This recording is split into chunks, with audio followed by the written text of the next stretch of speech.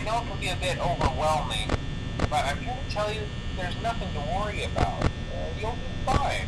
So let's just focus on getting you through your first week, okay? Let's see. First, there's an introductory greeting from the company that I'm supposed to read. It's kind of a legal thing, you know. Welcome to Freddy Fazbear's Pizza, a magical place for kids and grown-ups alike, where fantasy and fun come to life. Fazbear Entertainment is not responsible for damage to property or person. Upon discovering that damage or death has occurred, a missing person report will be filed within 90 days or as soon as property and premises have been thoroughly cleaned and bleached and the carpets have been replaced. Blah, blah, blah. Now, that might sound bad, I know, but there's really nothing to worry about. The animatronic characters here do get a bit quirky at night, but do I blame them? No. If I were forced to sing those same stupid songs for 20 years and I never got a bath, I'd probably be a bit irritable at night too. So remember, these characters hold a special place in the hearts of children and we need to show them a little respect, right? Okay. So just be aware, the characters do tend to wander a bit. They're left in some kind of free roaming mode at night. Something about their servos locking up if they get turned off for too long. They used to be allowed to walk around during the day too, but then there was the bite of 87. Yeah, it's amazing that the human body can live without the frontal lobe, you know. Now, concerning your safety, the only real risk to you for the night watchman here, if any, is the fact that these characters, if they happen to see you after hours, probably won't recognize you as a person. They'll most likely see you as a metal endoskeleton without its costume on. Now, since that's against the rules here at Freddy Fazbear's Pizza, they'll probably try to forcefully stuff you inside a Freddy Fazbear suit. Now, that wouldn't be so bad if the suits themselves weren't filled with cross beams, wired, and animatronic devices, especially around the facial area. So you can imagine how having your head forcibly pressed inside one of those could cause a bit of discomfort and death. The only parts of you that would likely see the light of day again would be your eyeballs and teeth that pop out the front of the mask. Yeah, they don't tell you these things when you sign up. But hey, first station of the breeze. I'll chat with you tomorrow. Check those cameras and remember to close the doors only if absolutely necessary. Gotta conserve power. Alright, good night.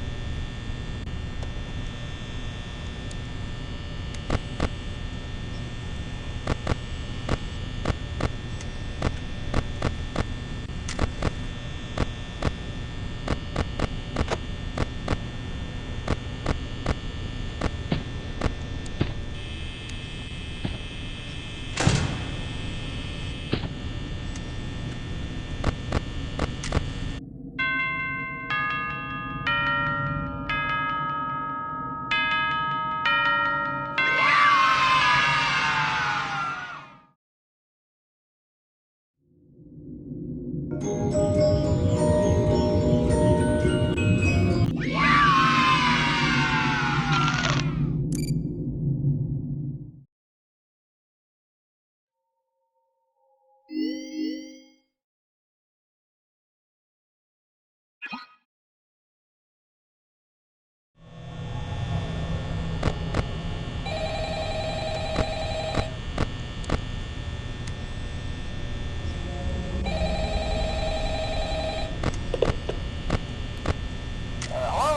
Hello? Well, if you're hearing this and you made it to day 2, congrats. I won't talk quite as long this time since Freddy and his friends tend to become more active as the week progresses. It might be a good idea to peek at those cameras while I talk, just to make sure everyone's in their proper place, you know. Interestingly enough, Freddy himself doesn't come off stage very often. I've heard he becomes a lot more active in the dark, though, so hey, I guess that's one more reason not to run out of power, right? I also want to emphasize the importance of using your door lights. There are blind spots in your camera view, and those blind spots have to be right outside your doors. So if you can't find something or someone on your cameras, be sure to check the door light. You might only have a few seconds to react. Not that you would be in any danger, of course. I'm not implying that. Also, check on the curtain in Pirate Cove from time to time. The character in there seems unique in that he becomes more active if the cameras remain off for long periods of time. I guess he doesn't like being watched. I don't know. Anyway, I'm sure you have everything under control. Talk to you soon.